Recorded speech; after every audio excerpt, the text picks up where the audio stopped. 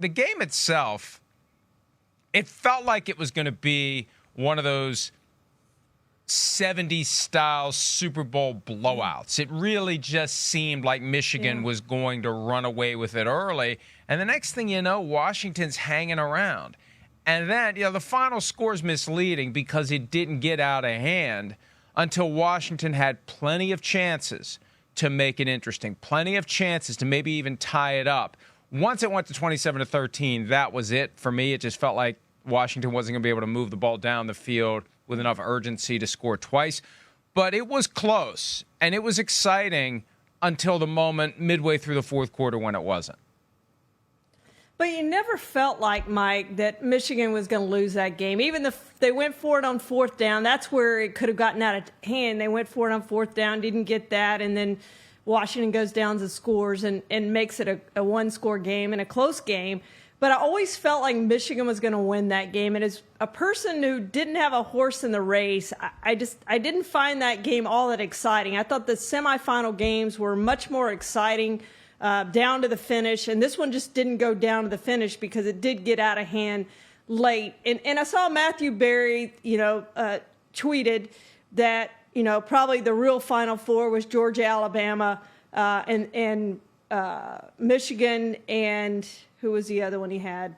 Whoever it was, but it wasn't Washington, and it wasn't Texas, and and he may be right. Like, that's still the argument of, was this the real Final Four? And of course Florida State got left out being undefeated, but they solved that problem a little bit next year with the 12. There's still going to be some argument over, the 12th team, the 11th team, the 10th team, all of that sort of stuff. But at least you're not going to leave out undefeated teams next year, Mike. I saw something yesterday in the crush of NFL news suggesting that the 12 teams isn't set in stone yet. There are legal issues that still need to be worked out or something like that. So we're all expecting an expanded playoff field next year. And the fight will always linger at the spot where you're left out of the club. Last one in, first one out, there's going to be a fight. But the farther you get away from number one, the less potent that argument's going to be. And you think about a team like Michigan this year, if they'd have been, and they would have gotten, I don't know how they're going to structure it, but regardless, you're going to have some lopsided games the deeper you go into the ranks of college football. This isn't like the NFL where any given Sunday, it just doesn't feel like you can have that same thing. And I know there can be upsets, but I don't think it's going to be. I think we might regret expanding the field. I think it's going to lead to more lopsided games and these interminable college football games with commercial breaks that take forever. It's good to know they're making more and more and more money that they don't share with the players. And they make it sit there for 3.5 hours to 4 hours watching a game because the commercial breaks they feel so much longer than they do for an NFL game. But you got to justify that money that you don't share with the players. Michael Penix Jr., a lot of hype for him heading into the draft. And I feel like at times unreasonable amount of focus is placed on how a quarterback performs on that big stage. People will try to extrapolate what that will mean for him at the NFL level. He had some sort of an injury, some sort of a lower abdominal injury. He continued to clutch at his flak jack at the lower portion of it. And he just was chased and beleaguered. He was only sacked once or twice on the night, but he was constantly under duress. And we were watching, Charean, both the main broadcast and the Skycast, where you see the Skycam the whole game, and you see a lot of stuff that you don't see when you're watching the main broadcast. And there was a moment, and it was right before the fourth down play, where there were offsetting fouls, and they did it again. The body language, he just was done. Not that he was making faces and throwing his helmet down. You could just tell this is a guy who's exhausted. Beat up. And if you just, and Chris and I talk about this all the time, reading the facial expressions and the demeanor of quarterbacks, he just had given everything he could, and like he's trying to break down a brick wall with his bare hands. And at some point, you're just like, I can't do it. It was just kind of like I'm out of gas. And I'm sure that injury, whatever that is, had something to do with it.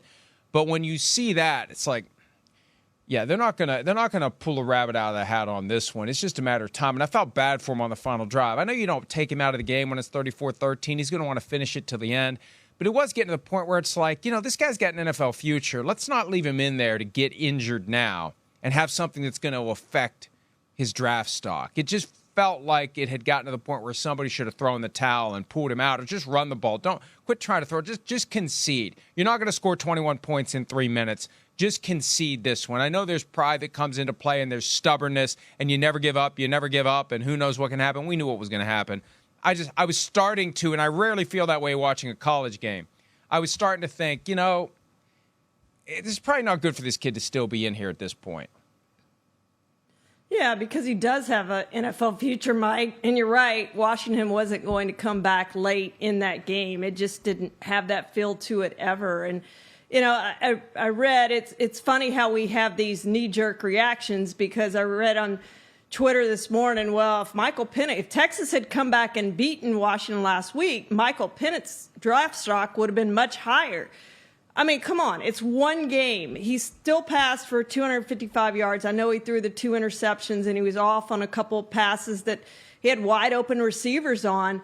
But I do agree with you. I think there was something there with the injuries, and it might have been more than one injury. The way he got beat up after that game, I can't imagine how he's feeling this morning when he wakes up. He's going to be awfully sore over that entire body, the way he got hit and hit and hit again by the Wolverines. So, I love what I've seen out of Michael. I haven't watched a ton of Washington games, but I probably saw 4 or 5. And I love what I've seen out of this kid. I just think he's going to be a really good NFL quarterback. I just think he's got the it factor. Sort of like C.J. Stroud. You're going to hear, well, he has knee problems, his age, all these other things. Said the same things, not those exact things, but they had things against C.J. Stroud last year. He came in and has lit it up this year in the NFL. So you hear this stuff all the time, Lamar Jackson. And I think that's what's going to happen with Michael Penix, Mike, is somebody's going to get a really good quarterback late in this draft, whether it's late in the first round or the second round or whenever he goes. I think somebody's going to end up with a really good value in Michael Penix.